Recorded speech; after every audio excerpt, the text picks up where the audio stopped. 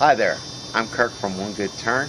I want to give you an idea of one of the techniques I'm using when I glue up a segmented bowl.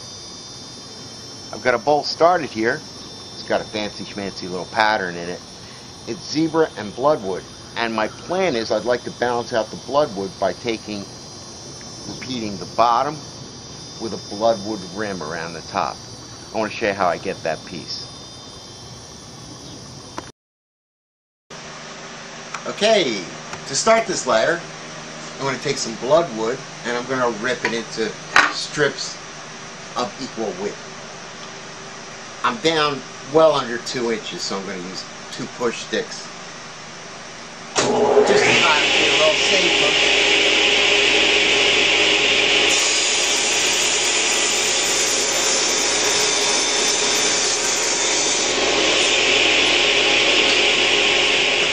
Next, I'm going to take these pieces that I've already ripped to width, and I'm going to try to miter them to make an octagon.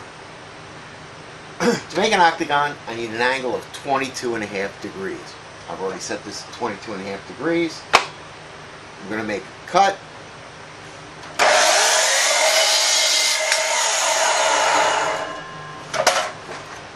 I'm going to flip it over, and I need 8 that are all the same size. I've already marked on the table of the miter saw how long they have to be.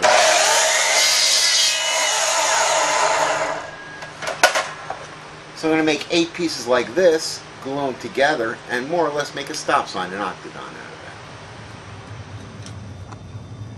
that. Okay, I'm just finishing up gluing these pieces and clamping them.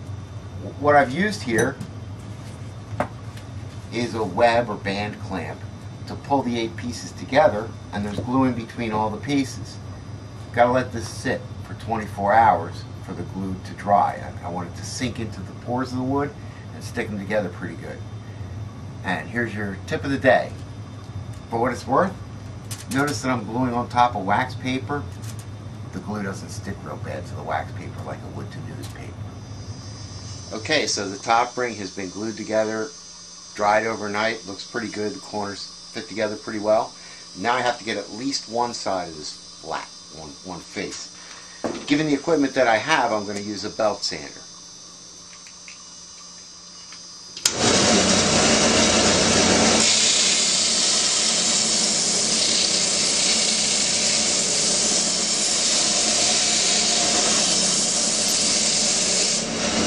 We've got this face pretty flat. Unfortunately, I didn't want to make a lot of noise turning on the dust collector, so I made a real mess. But this is flat enough now to glue onto the top of the bowl to make that top grid. So we're just about ready to try to glue this top ring onto this piece. We're going to try to line it up so that these lines from the intersection don't line up with these lines. We want to stagger. I'm going to put some glue, same glue I used before, on this piece. Spread it out a little bit with a brush. And just in case, I'm going to add a little bit of glue on this top rim. Now my plan is to get this lined up where I want it and then let it tack up for a few seconds.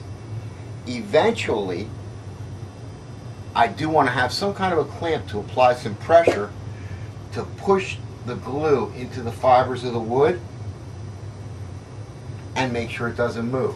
But first I'm going to let it tack up a little bit so that when I put the clamp on it, the clamp doesn't force it to slide.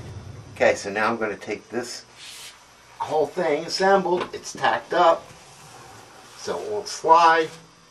I'm going to put it into my little homemade press, which is actually made out of an old vise. And I'm going to squish it pretty good. Okay, so the glue is dried. We've got this octagon glued on. And I'm just about ready to make this round. Now might be a good time for me to mention, yeah, I started this the day before yesterday, and people said, you know, wouldn't it be easier, wouldn't it be faster if you just glued up all the levels at once and then turned it? And they're probably right to some degree. The reason that I don't do that is given the tools that I have, I can make the two surfaces flat before I glue them together, but I can't guarantee that they're parallel. So they could be a little bit this way, and little by little, the levels will go out of horizontal.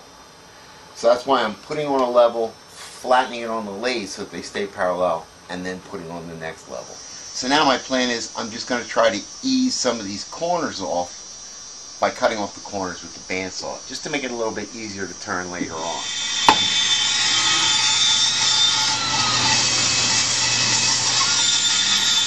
Trying to just get a rough circular shape so that I can go and turn it. It'll be a little bit easier rather than knock off the corners on the lathe. Now we're to the exciting part. I'm about to turn this, which means I'm going to use a lathe.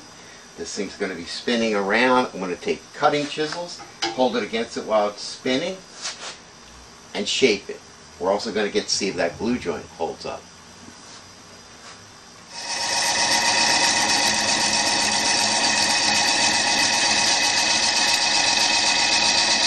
At this point I'm pretty close to round, and my plan is to now bring this down and blend it into the rest of the bowl.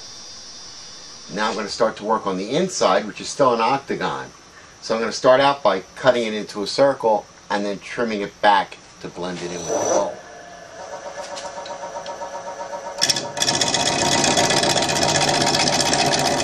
That took a little time because when I've got a piece that's this big in diameter, especially this tall, and it's hundreds of little pieces of wood glued together, I can't push on a tool real hard because I'm afraid I might actually shatter it with the tools. I'm ready now to start to sand it with a combination of power sanding and hand sanding and give it a sealing coat.